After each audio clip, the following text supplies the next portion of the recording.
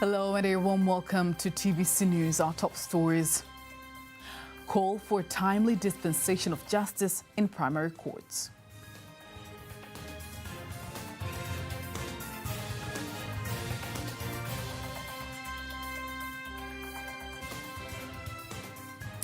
Qatar Economic Forum instigates a new global business page.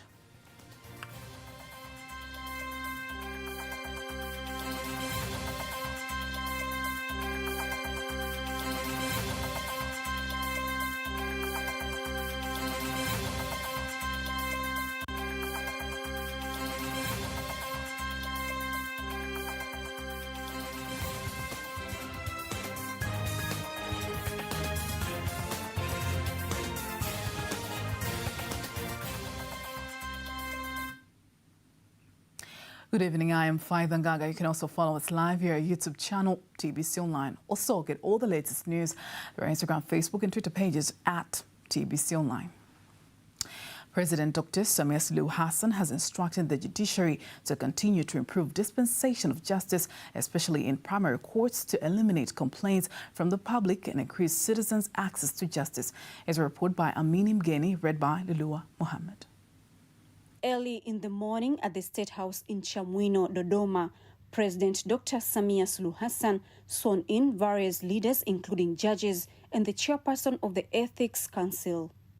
Sitatumia cheo changu kwa maslahi binafsi au kwa familia yangu.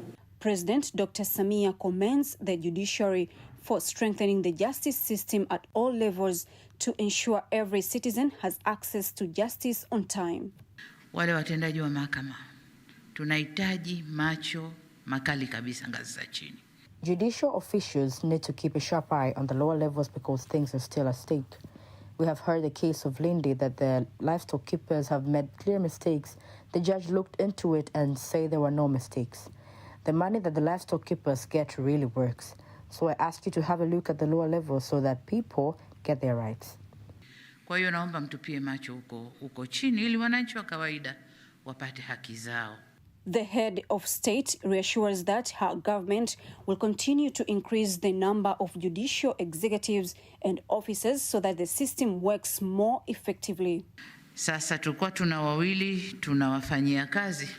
We had two that we were working on. I'm trying to convince the Secretary General to look in the coffers and make another panel so that it will sum up to 10. And I believe by doing so, 2025 will pass without asking me for other judges. Na najua nikifanya 10 itapita 2025 hujaniomba majaji wengine. Earlier, Chief Justice Professor Ibrahim Juma praised the government for supporting the judicial reforms, directing the sworn-in judges to be ready, bring desired results in the system. Tulikuwa tujawahi kuzidi majaji wa rufani 16 au 15. We have never exceeded 15 or 16 appellate judges, so history has reached 25, and today they have reached 31. This is a number for which we have to be very grateful to the President. Na tutaendelea kukushukuru sana sana sana. Earlier, the Prime Minister Kassim Majaliwa, together with the Speaker of Parliament, Dr. Tulia Ackson, called on the judiciary to ensure timely dispensation of justice. Kwa hivyo tunawategemea sana sisi kama wananchi. We as citizens are counting on them to do justice by quickly doing what is right and not delaying until someone feels that his or her rights are being denied. Anakuwa hajapewa ile haki yake. Watanzania wanatarajia. Tanzanians expect your performance in getting justice. And as we save Tanzanians, we see how eager they are to see that they are treated fairly in their various needs. Mahitaji yao mbalimbali. This is the first swearing-in ceremony to be held at the newly inaugurated Chamwino State House in Dodoma region. Ndo wa mwanzo kuwapa hapa. Welcome to the new State House and congratulations on making history because you are the first to swear in here. Hongereni sana. Karibuni sana. President Dr. Samia Suluhu Hassan has done a minor reshuffle of regional commissioners by appointing a new regional and district commissioner with immediate effect. Apasia Ringo has more. Dr. Samia has appointed Said Mohamed Mtanda to be the new Mara Regional Commissioner. Before the appointment, Mtanda was the District Commissioner for Urambo District in Tabora Region. Secondly, the head of state has transferred the Rukwa Regional Commissioner, Queen Sandiga, to be the new Manyara Regional Commissioner, replacing Charles Makongoro Nyerere, who has been transferred to the Rukwa region.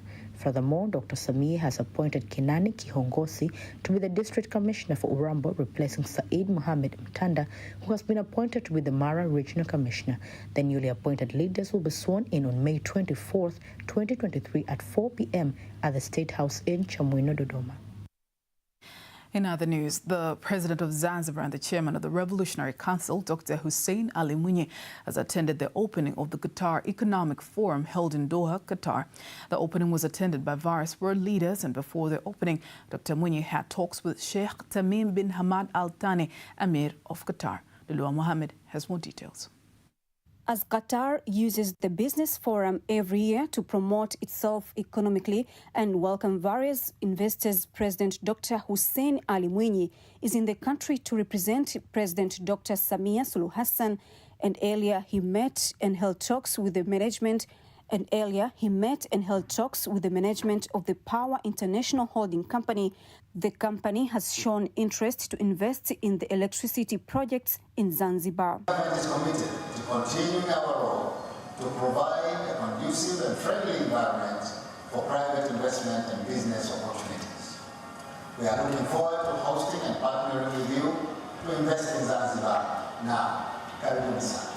Moreover, Dr. Mwinyi has met and held talks with Ashraf Abu Issa, who is the chairman of the Qatar-based tourist company, which owns and operates a global network of businesses, Abu Issa Holding Company, urging the company to look at the possibility of increasing the number of tourists in Zanzibar and also to persuade more investors to come and invest in the islands. The total staff of the company, retail and others, is about 4,000 people.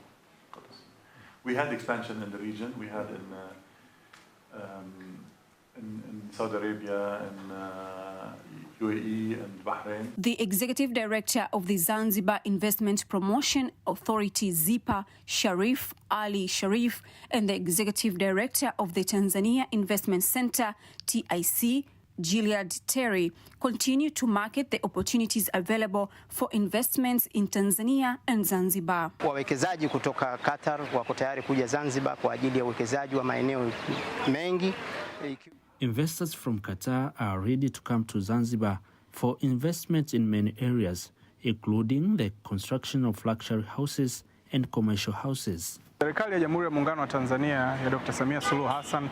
The government of the United Republic of Tanzania and the Revolutionary Government of Zanzibar have recognized that investment is one of the tools to bring about development. Investors bring capital and jobs to the country, as well as helping the development of the technology and economic growth. Now from Doha, let's come back to Dar, where the Minister of Minerals, Dr. Doto Biteko, welcomes mining stakeholders from around the world to take part in the Tanzania Mining and Investment Forum, aimed to unleash the full potential of Tanzania's mining sector and create sustainable mining projects. It was introducing the forum, which is scheduled to take place from the 25th to the 26th of October this year in Dar es Salaam. Rehema Sababili has more. Speaking during the event, the Minister of Minerals, Dr. Doto Biteko, says Tanzania has a framework in place to encourage ethical and sustainable mining practice. He also urged investors exploring opportunities in the mining sector to take notice of Tanzania. The effort made by our President, Her Excellency Dr. Samia Suluhu Hassan, to bring conducive environment on investment, I would like to assure you that the Ministry of Minerals is committed to maintain the same pace the President has made. The effort by the President have resulted on attracting more investors in the mining sector, whereby currently the world has witnessed signing of 11 framework agreements by the government of Tanzania with multinational mining companies from different countries in the world. This is a platform for us to welcome all investors to come to Zanzibar and invest. The environment is all conducive for investment, and we really welcome everybody to come and see some of opportunities which we are having, and of course you can select what exactly for you are preferable. On their part, the organizers of the forum says this year's forum will focus strongly on global mining investments, including new projects, partnership, technologies, regulations, and financing. The event will accelerate and promote Tanzania Mining Center opportunities through face-to-face events. There has been a lot of virtual meetings, but we are saying no more virtual meetings. Now it's come, let's do deals in Tanzania. There will also be acceleration and promotion of to attract foreign investors, and there will be visitors and the largest exhibition that you've ever seen before. The forum will therefore have a very direct impact on the local economy of Dar es Salaam, Zanzibar, and of course Tanzania as a whole. It will also contribute in the form of revenues and taxes. Another very, very key aspect that we see as the value that we can bring is the introduction of regional and international blue chip companies who are searching for local partners and contractors. I've spoken to a few this morning already here, some from as far afield as India and Australia. The Tanzania Mining and Investment Forum will attract over 2,000 global attendees from over 25 countries around the world. Reporting from Dar es Salaam, Rehema Sebabili, TBC News. Thank you very much, Rehema Sebabili, for that report. Tanzania and Morocco have agreed to cooperate in the construction of factories that will produce various types of fertilizers, including OSP fertilizers and organic fertilizers. The demand for fertilizers in the country is expected to increase following the presence of large agricultural projects, including those coordinated by the government. Lulua Mohammed has more details. The West, although it will increase the availability of organic fertilizer, and we want to assure that as a ministry, we have markets that have agricultural product called organic farming. The goal of this ministry is to ensure that we reach export value in the sense of foreign currency derived from 1.2 billion to 5 billion. And to get here, we must look at all kinds of markets, including organic agriculture markets. Kwa yote haya tufikie, pia lazima tuangalie masoko ya aina yote tuna capture, ikiwemo masoko haya ya kilimo hai. Collaboration is to produce in locally fertilizer. The potential in Tanzania is very huge. And there is a lot of demand, but we need to customize, to adapt fertilizer for the right soils, right region, right crops. So we are thinking, or we are committed together to producing locally by constructing the first blending unit together, allow the country to produce specific fertilizer for specific soils and crops. The third one is a very important track for us is concerning the research and developments. We spoke about organic fertilizers and how we can valorize waste to produce locally biofertilizer based on expertise that OCP can bring in terms of development and research. In Morocco, we have a specific university for that, and we can maybe set up a team, a technical team, a researchers team to see what will be the best way to do to achieve. The executive director of the Tanzania Fertilizers Regulatory Authority, TFRA, Dr. Stephen Ngailo, says currently Tanzania has 800,000 tons of fertilizers, which surpasses the goals set by the government by the year 2025. He adds that until now, more than 600,000 tons of fertilizers have reached the farmers, a statement which is supported by the Tanzania Fertilizers Company TFC General Manager Samuel Mshote. Mahitaji ya mbolea yanakadiriwa kuwa zaidi ya tani 800,000. In the coming season 2023-2024, the demand for fertilizers is estimated to be more than 800,000 tons. The goal is that by the year 2025, the availability of fertilizers will reach 800,000 tons. Fortunately, we have been able to reach that goal area, and from 1st of July 2022 until 30th April this year, the availability of fertilizers has reached 830,000. Tumefikisha upatikanaji wa mbolea umefikia zaidi ya tani 830,000. TFC itakuwa ni agent wa usambazaji wa mbolea zote hizi. TFC will be the agent for distribution of fertilizer from Morocco that will be imported into the country. And we will distribute them with an agreement in which we will form a team and check how the agreement can be effective for both parties. At the moment, they have imported about 100,000 tons of DAP and other fertilizers into the country. Next week, the agreement will be ready, and TFC will start distribution of fertilizer.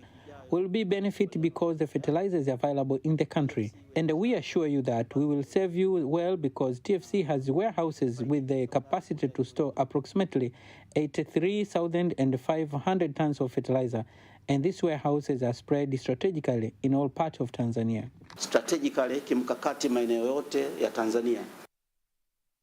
As the world celebrates the International Day to End Obstetric Fistula, the Comprehensive Community-Based Rehabilitation Tanzania, CCBRT, says since it was established in 2003 in collaboration with other stakeholders, it has provided services to approximately 7,000 patients.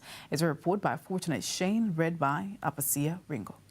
Since its establishment in 2003, the Comprehensive Community-Based Rehabilitation Tanzania, CCBRT, in collaboration with other stakeholders, has been on the forefront to facilitate services to rural and urban women, and now the services have been extended to 4 more zones country.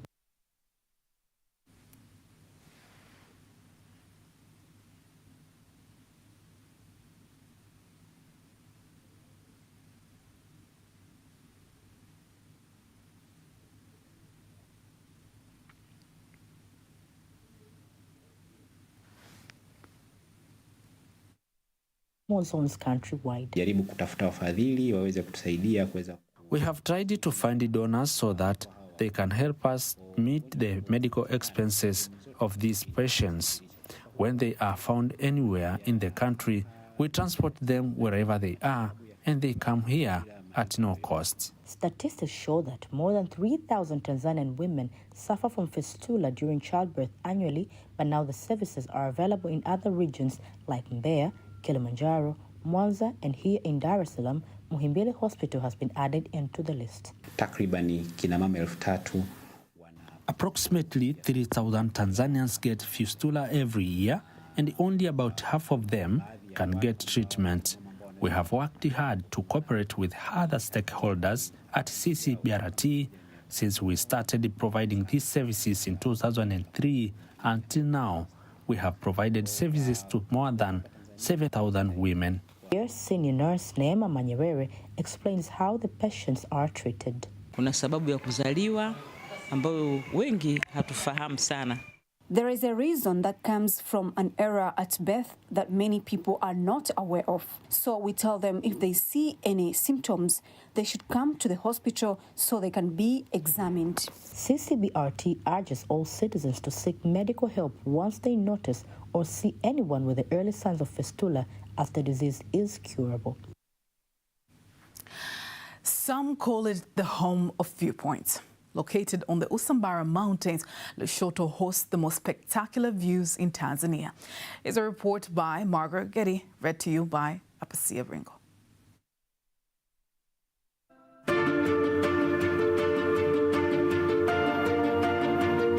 Usambara is a part of the Eastern Arc Ranges in Tanzania, starting from the Pare Mountains through the Tanga region to the Mahenge Mountains in the Morogoro region. These mountains are believed to be very old, being about 100 million years old, but also the rocks in these mountains are estimated to be 600 million years old. The edge of the Usambara Mountains makes this area a habitat for rare animals and plants in the world, and that is why these mountains are known as a biodiversity reserve. These ranges are divided into two parts, which are Usambara East and Usambara West. Lushoto is dominated by places that attract tourists from all over the world for photo tourism, walking and cycling tours. The main tourism activity in this area is scenic tourism. Located in Lushoto district with amazing beauty and interesting landscapes that has one of the most spectacular viewpoints. With an elevation of about 1,900 meters from sea level, it is a place with the most beautiful scenery. If a tourist stands at this height, he will get to see the scenery of various areas of the Tanga region from above. The evening can be a good time to take a walk on the hill in the village. Tourists are delighted and entertained by watching the sunset on the other side of these mountains of the Eastern Arc. Welcome to Lushoto.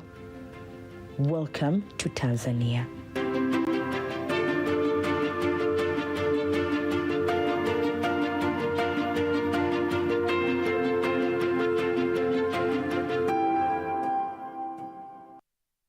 Welcome to Tanzania indeed. Thank you, Apasia Ringo and Margaret Getty. Now, before we wind up our local news tonight, let us have a look at today's exchange rates according to the Bank of Tanzania, BOT.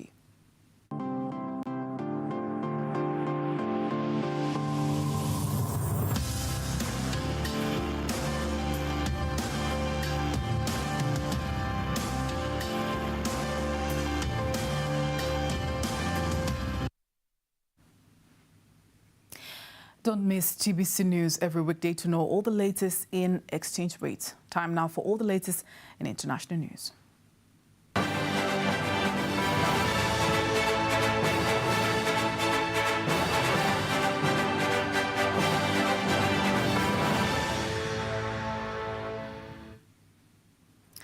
And here's international news compiled by Dorothy Murray and read by Gloria Michael.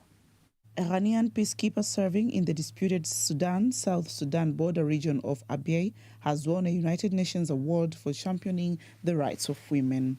Captain Cecilia Edzua will receive the 2022 United Nations Military Gender Advocate of the Year award from the UN Secretary-General Antonio Guterres on Thursday. In a statement, Guterres says, on every front, Captain Edzua work has set the standard for ensuring that the needs and concerns of women are reflected across peacekeeping operations. Captain Edzua has served in Abyei since March 2022 as the commander of the Ghana Engagement Platoon. Ghana is currently the largest contributor of women peacekeepers in the UN with 335 now deployed. The Democratic Republic of Congo's Electoral Commission has registered around 43.9 million voters for general elections in December this year compared to 40.4 million in the previous poll. Political tension is on the rise in the DRC ahead of the polls in which President Felix Tshisekedi is expected to seek a second term. The Gambia's only female mayor has been re-elected to her post in the elections that saw President Adama Barrow's ruling party perform badly. Rohim Malik Lowe, a member of the opposition United Democratic Party UDP, won Saturday's mayoral election in the capital, Banjul, defeating Barrow's chosen candidate, Eboy Faye. President Barrow has congratulated the winners and promised to focus on the development and solidifying peace and stability in the Gambia. And the authorities in the Mozambican capital, Maputo, have said all beaches in the city will be closed between 19 hours and 5 local time in order to combat crime. Increasing acts of violence and crime, especially at night and often on beaches, have prompted the measure. The municipal director of tourism, Lionel Masumane, says that permission would have to be obtained before anyone could hold activities on the beachfront during the evening. That was international news. In sports news, the Tanzanian boxing promoter Emmanuel Mlundwa calls on boxing fans in Western Zone to turn up in numbers to support local boxer Issa Simba, who will take on Price Dromo from the Democratic Republic of the Congo DRC for UBO international title fight to be held in Kahama, Shinyanga on July 7th. Speaking during the announcements of the fight held in Dar es Salaam, Mlundwa adds that the fight will promote boxing in the region, while boxer Issa Simba says he is ready to take on his opponent and win the belt. We have seen fights in Dar es Salaam. We don't see why there shouldn't be fights in other places in the country. We have gold mines, we can get sponsors in Kahama. That's why we are excited to bring them. Supporters will encourage us by coming to watch their fight and supporting their own boxer. If their own boxer from Kahama loses the fight because he doesn't get fight, don't expect promoters to bring fights there. So the excitement of people will bring more people, and that will encourage even sponsors and promoters to have fights in Kahama. We would like to have more fights in Kahama, not only from African boxers, but even we can bring boxers from Europe. Boxer Simba has had 5 fights, won 4 with technical knockout and 1 fight in points, while his opponent Price Dromo from Congo has fought 29 fights, won 16 and lost 12, and has drawn 1. In other sports news, the vice chairman of the Athletics Association of Tanzania, William Kalage, says that NBC Dodoma Marathon plans to raise 300 million Tanzanian shillings to support treatment for women who are suffering from cancer, as well as developing athletics games in the country. Kalage calls on athletics fans to show their solidarity by contributing enough funds to support the women in need by participating in the race for betterment of their health. While Mkapa Foundation Planning Officer Wazur Barnabas believes that the race is crucial to Tanzania. For us, it's a very important event because it brings the best out of us. But number 2, it's also an event that our athletes are looking forward to it because it's the number 1 athletics event that's got the leading prize money. So it's made a name for itself, and we are very proud of the fact. The role of the government and the role of non-state actors is going to be amplified by the number of the resources, by the significant investment and the resources that is going to be given to Benjamin Mkapa Foundation to support the scholarship for nurse midwives education in Tanzania. And actually, after the graduation, our aim is to make sure that these healthcare workers are being placed into the respective health facilities with high deficit of healthcare workers to address the existing challenges of reproductive and maternal and newborn health services. The NBC Dodoma Marathon is scheduled to take place in Dodoma on July 23rd and will attract athletes from inside and outside the country. That's it in sports news. And now, before we conclude the news bulletin, let's have a look at the weather forecast for the next 24 hours. Hello, dear viewers. This is the next 24 hours weather forecast from Tanzania Meteorological Authority. My name is Margaret Masawe. Wind is expected to flow the speed of 30 kilometers per hour over the entire coast and 20 kilometers per hour over Lake Victoria, Lake Tanganyika, and Lake Nyasa. The state of the sea is expected to be moderate. Rainfall signals are still seen in few areas of the country, while the other parts of the country are expected to be dry. Tonight, we expect partly cloudy condition and light rain showers over Tanga, Unguja, Mpemba, Isos, Dar es Salaam, Pwani, and Morogoro. The rest parts of the country are expected to feature partly cloudy condition. Tomorrow, we expect partly cloudy condition and thunder showers over Lake Victoria Basin and Kigoma. Tanga, Unguja, Mpemba, Isos, Dar es Salaam, Pwani, and Morogoro are expected to feature partly cloudy condition, rain showers over a few areas, and the sun periods. Northeastern Highland, Mbeya, and Njombe are expected to feature partly cloudy condition, light rain showers over a few areas, and sun periods. The rest parts of the country are expected to feature partly cloudy condition and the longer sun periods. Now let us see the next 4 days of the forecast for some regions of the country.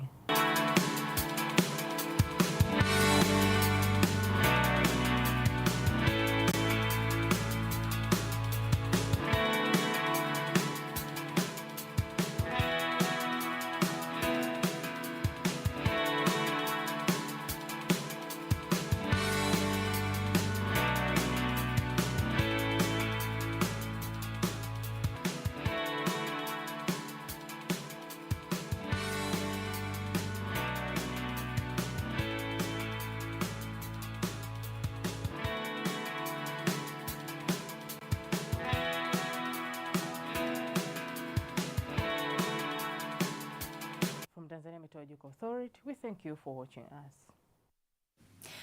And on that note, we are ending our news bulletin for tonight. Thank you very much for watching. I am Faida Ngaga. Good night.